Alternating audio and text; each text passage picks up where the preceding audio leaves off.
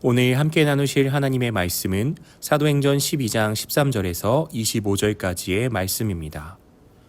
베드로가 대문을 두드린데 로데라는 여자아이가 영접하러 나왔다가 베드로의 음성인 줄 알고 기뻐하여 문을 미처 열지 못하고 달려들어가 말하되 베드로가 대문 밖에 섰더라 하니 그들이 말하되 내가 미쳤다 하나 여자아이는 힘써 말하되 참말이라 하니 그들이 말하되 그러면 그의 천사라 하더라.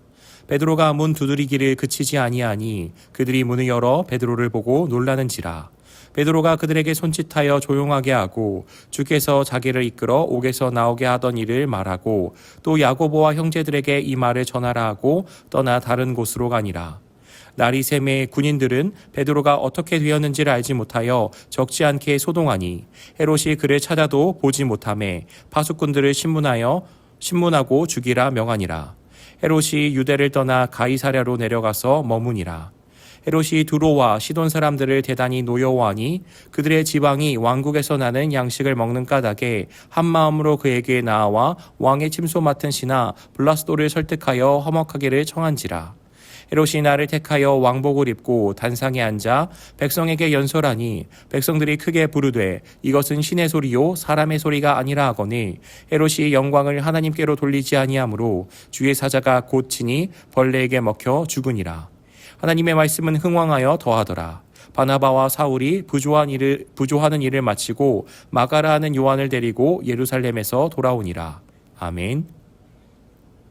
옥에서 풀려난 베드로는 마가 요한의 어머니의 집으로 향합니다. 그리고 대문을 두드리자 로데라고 하는 여자아이가 영접하러 나옵니다. 그 여자아이는 이 두드리는 음성이 베드로의 음성인 줄 알고 기뻐하여서 문을 열지 않고 곧장 들어가 사람들에게 베드로가 왔음을 알립니다. 그러나 사람들은 그것을 믿지 못하고 여자아이에게 미쳤다라고 이야기합니다. 그러나 여자아이는 자신이 들은 음성에 대해서 확신에 차서 이야기를 하고 이러자 사람들은 그러면 그의 천사라고 말합니다. 여기서 말하는 그의 천사는 당시 몇몇 유대인들이 갖고 있었던 생각을 기인하고 있습니다. 그때 유대인들은 각 사람마다 수호 천사가 있는데 그 수호 천사는 그 사람과 비슷한 모습, 비슷한 음성을 낸다라고 생각했습니다. 그래서 베드로의 수호 천사가 찾아왔다라고 그렇게 말했던 것입니다. 그러나 문을 두드리기를 그치지 않는 베드로의 소리를 듣고 사람들이 문을 열자 베드로가 왔음을 확인하고 놀랍니다. 분명 그들은 베드로를 위하여서 기도하였습니다.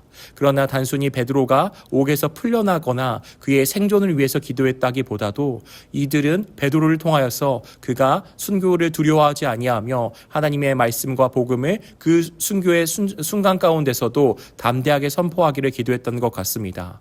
그러나 하나님의 일하심으로 말미암아 베드로는 옥에서 놓이고 그렇게 주께서 자기를 통하여서 자기에게 행하신 일들을 이렇게 사람들에게 이야기하고 야고보와 형제들에게도 이 말을 전하라고 합니다. 그리고 베드로는 떠나서 다른 곳으로 갑니다. 물론 이 장소가 더 이상 안전하지 못하기 때문에 떠난 것도 있지만 베드로는 이렇게 예루살렘 사람들을 떠나서 또한 자기에게 허락하신 그 복음전도 순회 사역을 계속해서 감당하려고 떠납니다. 날이 밝자 군인들은 베드로가 없어짐을 확인하고 소동하고 요란하게 분주하게 행동합니다. 헤롯이 그를 찾아도 보지 못하니 이제 파수꾼들을 신문하고 죽이라고 명합니다. 그리고 이제 헤롯의 이야기가 나오기 시작합니다. 당시에 이 헤롯은 두로와 시돈 사람들 가운데서 두로와 시돈 사람들을 노여워하고 미워하였다고 기록하고 있습니다. 그러나 두로와 시돈 사람은 헤롯에게 의존하고 있는 상황이었기 때문에 이 헤롯의 심소 맡은 신하였던 블라스도를 설득하여서 이 블라스도를 통하여서 헤롯에게 용서함 받고 다시 화목해 하기를 요청했습니다. 그 상황 가운데서 헤롯이 이제 날을 잡고 왕복을 입고 사람들에게 연설하려 합니다. 역사가 요세푸스에 의하면 당시 헤롯은 왕복 가운데 은으로 많이 치장하였기 때문에 햇빛에 반사되어서 그의 모습이 광채가 났다라고 표현을 합니다. 그 모습을 보자 사람들은 부르짖어서 헤롯의 목소리가 신의 소리라고 이야기를 합니다. 결코 우리와 같은 사람의 소리가 아니라고 아부하며 아첨하기 시작합니다. 헤롯은 그 아첨과 아부에 대해서 거절하거나 그것을 피하지 않고 오히려 자연스럽게 받아들였던 것 같습니다. 그렇게 하나님 앞에 영광을 돌리지 않고 도리어 교만에 빠져있는 헤롯을 향하여서 하나님은 주의 사자를 통하여서 그를 심판하시고 치십니다. 곧 친히 벌레에게 먹혀 죽으니라 라는 말씀으로 표현되어 있습니다. 여기서 벌레에게 먹혀 죽었다라는 것은 문자적으로 헤롯의 몸이 벌레에 의해 먹혀 죽었다는 것이 아니라 하나님께서 그를 치셨음을, 하나님의 치심으로 말미암아 그가 죽게 되었음을 표현하는 은유적인 표현입니다. 그렇게 헤롯이 죽고 나서 하나님의 말씀은 더욱더 흥왕하여 더하게 되고 바나바와 사울은 부주하는 일을 마치고 다시 요한을 데리고 예루살렘을 떠나 안디옥으로 돌아오게 됩니다. 오늘의 말씀은 역사의 추수속판을 보여주는 것 같습니다. 교만으로 심판받는 세상, 이 헤롯은 자신을 자랑하고 자기의 교만에 심취해 있습니다. 사람들에게 자신을 뽐내고 드러내며 사람들은 그 모습에 열광합니다. 그러나 분명하게 드러나는 것은 그의 목소리가, 그의 연설이 신의 소리라고 칭찬받을 정도로 대단해 보이고 그럴듯해 보이나 그는 결국 교만으로 말미암아 심판을 받게 됩니다. 반면 하나님의 말씀은 흥왕하여 더하더라라고 말씀하고 있습니다. 하나님은 세상을 말씀으로 지으셨고 말씀으로 이 세상을 하나님의 뜻 가운데서 이루어 가고 계십니다. 이러한 역사의 축소판이 헤롯의 사건을 통하여서 나타나 있습니다. 인간의 교만은 그것이 대단해 보이고 화려해 보이지만 결국 그 끝은 하나님의 심판일 뿐입니다. 반면 하나님의 말씀은 예전부터 지금까지, 아니 앞으로도 영원히 변함없는 하나님의 말씀으로서 모든 하나님의 뜻을 이루어가는 말씀입니다.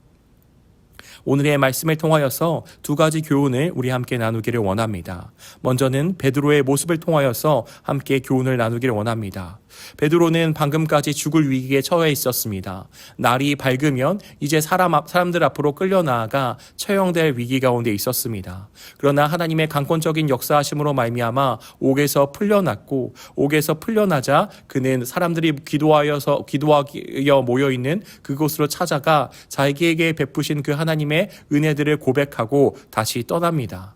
물론 베드로가 떠나는 것은 다시금 이 자리에 있다가 체포될지 모르는 것을 피한 것이기도 하지만, 이어서 보여주는 베드로의 사역은 계속해서 하나님의 말씀과 복음을 전파하는 순회 사역들을 감당합니다. 여러 교회들을 돌아다니며 교회와 성도들을 말씀과 복음으로 세우는 그러한 역할을, 그러한 사역을 온전히 감당하는 것입니다.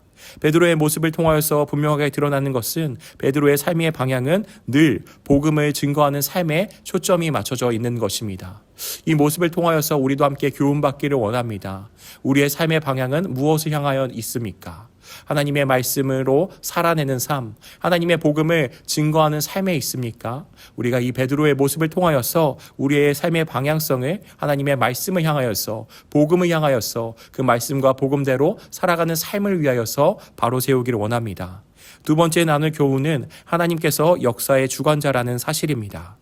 결국 헤롯은 자신을 뽐내고 드러내지만 결국 하나님의 심판을 받아서 그의 교만으로 말미암아 무너지고 멸망하는 모습을 분명하게 말씀은 알려주고 있습니다.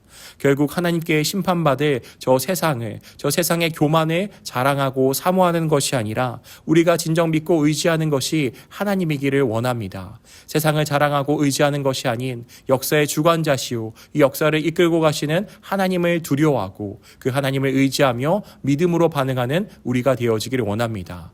날마다 하나님을 의지하며 살아가는, 이 역사의 주관자이신 하나님을 바라보며 살아가는 저와 우리 성도님들이 되시기를 주의 이름으로 축복합니다. 기도하겠습니다.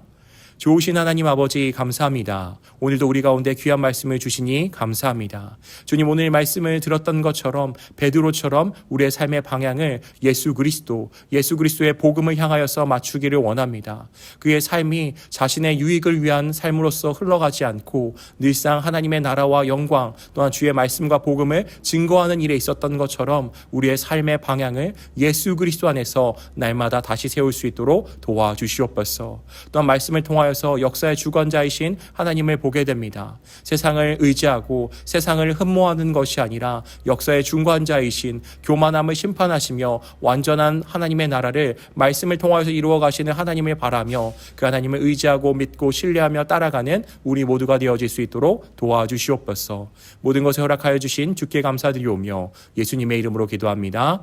아멘.